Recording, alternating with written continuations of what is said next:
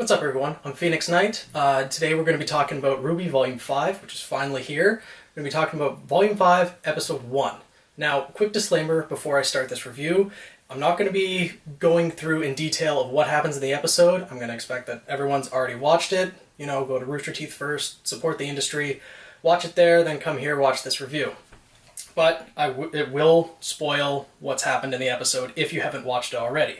I'm not going to be showing clips of it, because I prefer you go watch it on Rooster Teeth first before this. But anyways, let's just get right into it. So we start off the episode, Team Ranger and Crow are just headed into Menagerie, and we see how the city is actually set up. It's built right into a mountain range. They've used every inch of the mountain. As Crow describes it, the lower levels are, the sketchier areas, and it gets nicer as you go up the mountain. And it's pretty much a shopping country. You can see that there's vendors everywhere, and as Crow points out, they will sell you anything, even if they aren't really supposed to. So if you're underage and want to buy a dagger, that's where you go. Then we cut to Weiss, who's on her way to Mistral, and she's still on the airship, and a distress signal comes in. There's a team who's just on the other side of the lake that she's flying over. Their huntress that they had paid to escort them is down, and they're requesting help. But the owner of the ship, he says, "My ship, my rules, we're not going anywhere near there." Have a feeling that that's not going to be the case, that Weiss is going to want to help them, but we'll find out later on. Then we cut back to Team Ranger and Crow. They get to Haven Academy, the academy that Sun and Neptune are from. And we see that it's pretty much deserted. There's no one there. And then they're headed to the headmaster's office. Still not seeing anyone. So they're kind of suspicious. They pull out their weapons and prepare to fight because something's wrong. Open up the door and they meet Leonardo Lionheart, Leo the Lion, the headmaster of Haven Academy. But before we get into that, we cut back to Blake, who's still in Menagerie, and they her family and son just confronted Corsic and Finnick. I'm guessing those are the two faunists that we had met back in Volume 4 that Blake's father had confronted, and, they claimed that they knew nothing of Adam Taurus. And again, they claimed nothing either, since they already had Ilya's phone that, incriminated her and pretty much said about the plan for the White Fang to attack Haven and to essentially for Adam to take over the White Fang as well. She's incriminated. And they're pissed about that because, Corsic and Finnick completely denied everything and pinned it on Ilya. But Blake asks for time alone, sends the guard inside, and who else would show up but Ilya, our new favorite Faunus girl. And Blake says, "Why would you take the fall for them? It doesn't make any sense." Ilya essentially just brushes that off and tells Blake to leave. Blake's saying, "We're going to go public with this tomorrow, and, you might want to figure shit out before this happens." Ilya says, "Whatever you're planning, it's not going to work, so just leave while you still can." That's all we see of Blake and Weiss, but it cuts back to Team Ranger, Crow, as they are talking to Lionheart. And Lionheart, of course, is surprised that Team Ranger and everyone knows about all the maidens and everything. And while Crow is talking to Lionheart, we find out some interesting information. The Spring Maiden was at Haven, but she abandoned Haven over 10 years ago. So they, up to this point, had no idea where they were. But, miraculously, Crow knows where the Spring Maiden is. And guess what? Raven has her. And Crow knows where their base camp is, of the Bronwyn tribe. Raven Bronwyn is her name. I don't know if we knew her last name before this, but now we do. So Crow, pulls up a map, shows everyone where the base of Raven's bandits are, and Leo just says, "All right, awesome. We can go at them in 2 weeks once we mount a counteroffensive." Of course, Crow's like, 2 weeks? What the hell are you talking about? Why don't we just go now? And, Leo does point out that after everyone had seen the fall of Vale, saw Penny get ripped to shreds, saw Grim over the city, and then nothing, everything went dead, you know, people got pretty worried, pretty depressed, and that obviously would bring the Grimm to them as well. So they lost a lot of hunters and huntresses, but, you know, And Leo also mentioned that everyone was sent away because, you know, spring break and everything. I kind of call bullshit on that one because it's been like 6 months since the Vital Festival, and where has everyone gone? Like, Sun just pieced the hell out. Did he drop out of the academy or something? Because he didn't go back to Haven. Who knows what happened to Neptune? I don't know. It's just, yeah, he's just talking out of his ass. But we also find out some crucial information about the Maidens. We know that there's the 4 relics that are housed at each of the schools. Choice, Knowledge, Creation, and Destruction. And then there's the 4 Maidens. But we didn't know that each of them is housed in a specific chamber that only a specific Maiden can unlock. So that's why they want to get the Spring Maiden and get her as far away as possible from Haven. But, you know, Leo's still dodging everything, so they essentially leave. Crow, and he says, I need to go get a drink. Team Ranger goes back to the hotel room, and while Crow's in the bar, we see the scene that we saw at the end of Volume 4, where little Oscar, or Ozpin, you know, yeah. Oscar shows up and talks to Crow and asks for his cane back. And Crow hands it back to him. Welcome back, Oz. Then we actually figure out what's happening to Yang. She's at what looks like a truck stop / bar / variety store that's just out in the middle of the wilderness of Mistral. And, of course, there's some schmuck in the bar that, you know, starts hitting on her because, you know, she's Yang.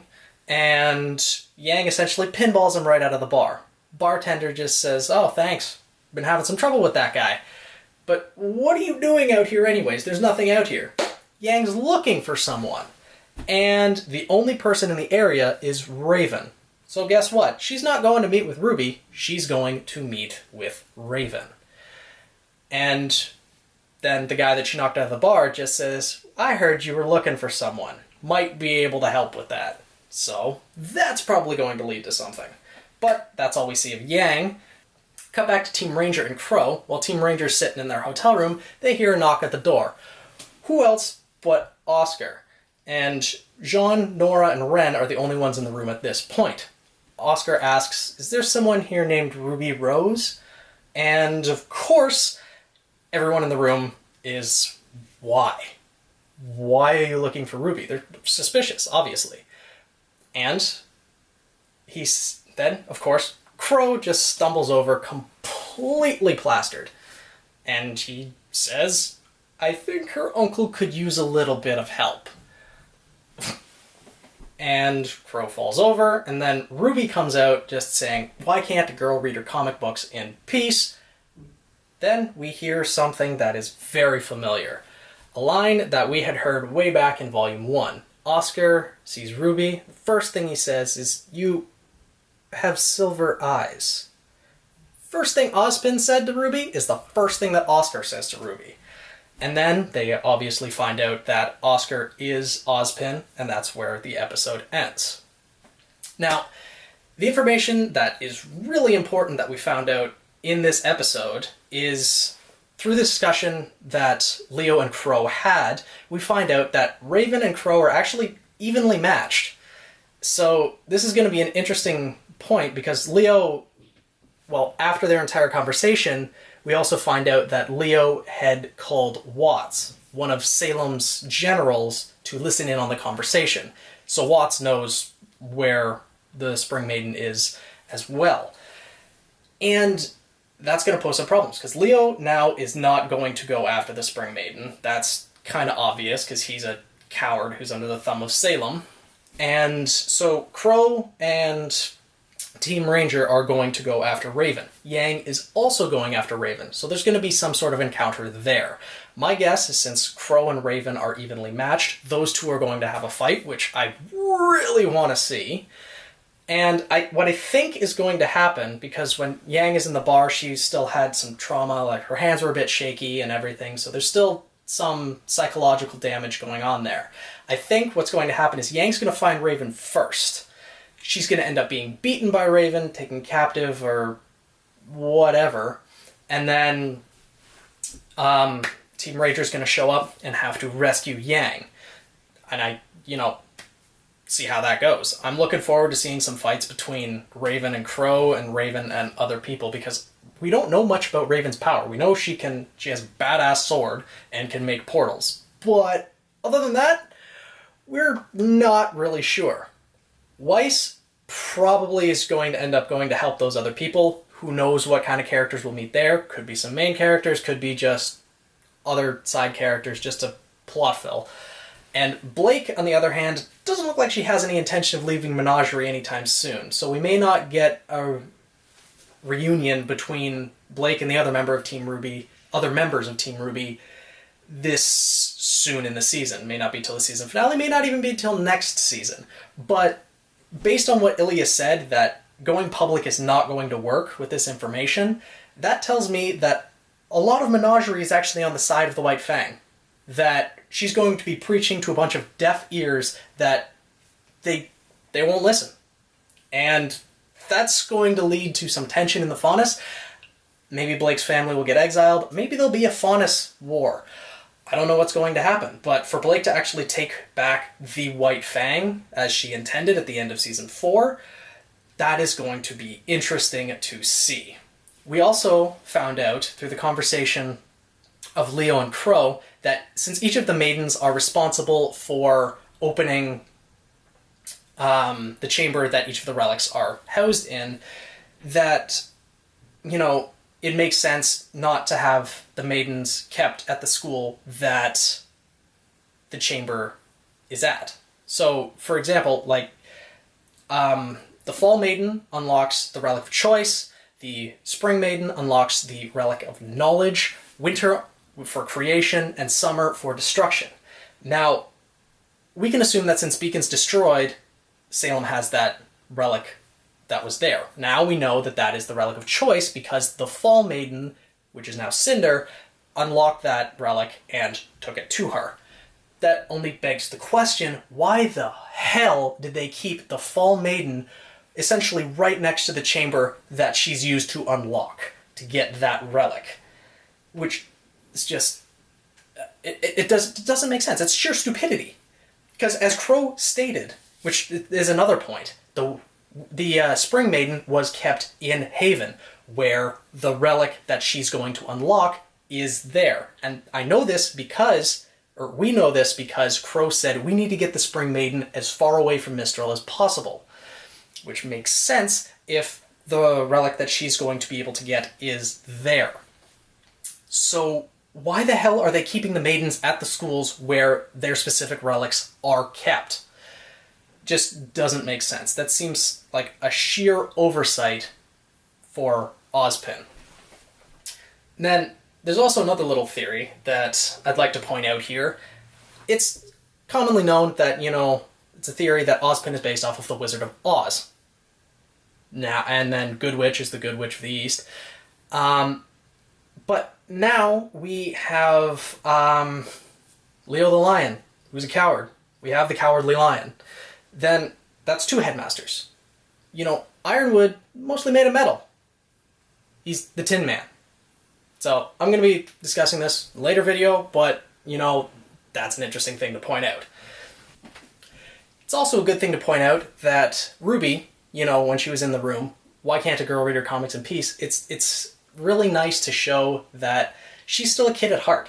She's 2 years younger than everyone else at the team, at least 2 years, as far as we know. And, it's great to see that she still has childish tendencies and she's still a kid. Still has, innocence in this world that's essentially turning to shit.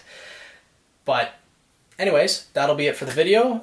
Make sure to subscribe if you want to see more videos, more RWBY theories, and I'll be starting new video series in the future, so make sure to subscribe to tune in for that.